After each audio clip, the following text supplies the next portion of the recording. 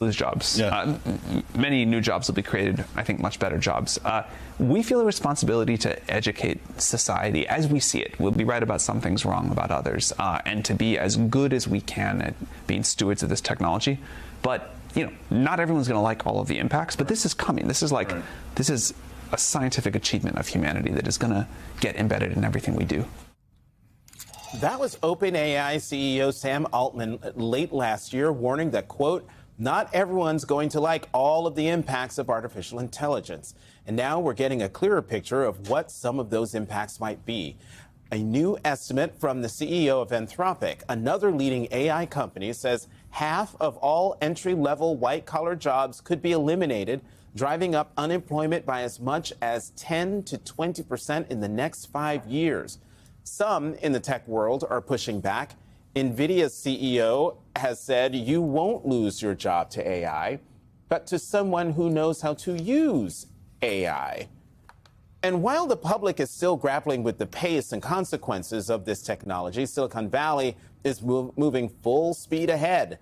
As our next guest wrote in the New York Times, we are now closer than ever to a world in which tech companies can seize land, operate their own currencies, reorder the economy, and remake our politics with little consequence. And when companies rule supreme, democracy cannot hold. Joining us now is Karen Hao. Got it right. Tech journalist and author of Empire of AI: Dreams and Nightmares, and Sam Altman's whatever that word was that just scrolled out of the way. Karen, thank you very much for being here. You know, in that quote from the New York Times, from your piece in the New York Times, it made me think of the line in the Constitution that says, Congress shall make no law that infringes upon the rights of da-da-da-da-da. Mm-hmm. And I remember Alberto Ibargüen, who was then the president of the Knight Foundation, remember saying to me in a podcast interview 10 years ago that what happens when it's not Congress that's abridging the rights of people, of Americans. Right. Seems to me what you're arguing is AI is going to be that thing that abridges the rights of Americans. Well, specifically, the companies that are currently developing AI are using AI as a cover to do that. And I want to be clear, it's not the technology that's doing that, it's people developing that technology. And they keep pretending like they're not in charge of it. They're like Sam Altman's like, this is coming. This is coming. Exactly. No, he said this is a scientific achievement. No, it's not. It's a commercial achievement. They specifically chose to develop this technology in certain ways because originally they thought it would make them a lot of money. Now it's not so clear. But a lot of the choices that they made when developing this technology were not at all scientific choices. They were very much business decisions. They were trying to earn a return on the investment that they got from investors so that they could give that back to investors. And now we are seeing the consequences of those move fast, break thing, political, profit-driven decisions.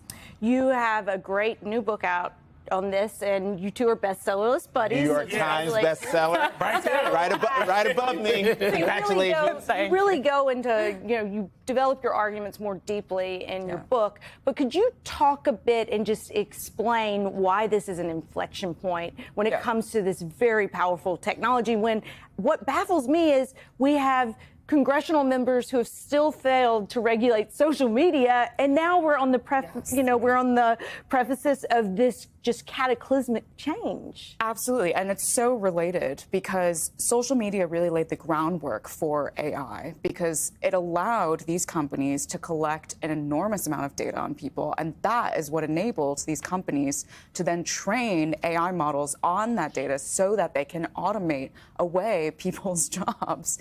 And so what I argue in the book is that we really need to think of these companies as new forms of empire because they're not just amassing business power, they're amassing economic and political leverage, and they are quickly becoming the apex predator in the ecosystem. There is no other higher power to regulate and govern them. And what we're seeing right now in Washington is the Trump administration is happily just backing the companies and whatever they want to do, whatever is good for them, not necessarily good for Americans.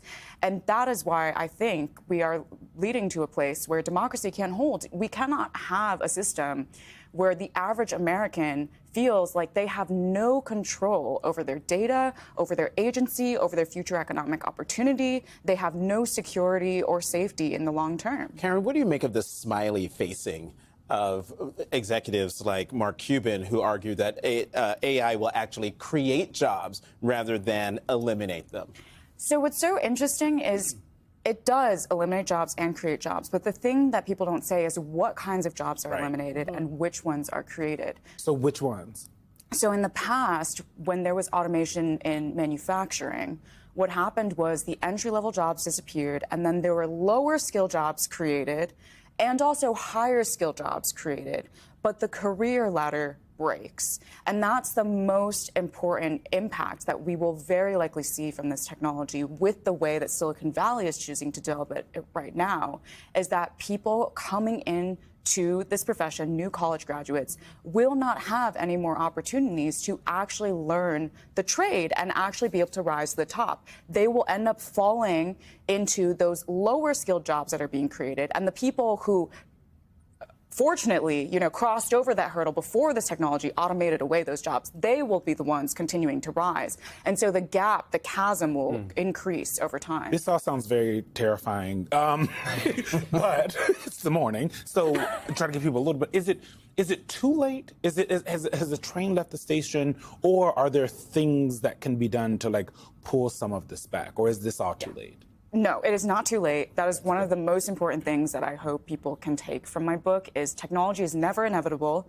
It is always a product of human choices, and we are all humans that have choices that can actually shape the future of this technology. And so these companies, they require a lot of resources to develop these technologies. They require our data. They require our intellectual property. They require community land so that they can build data centers for training these systems.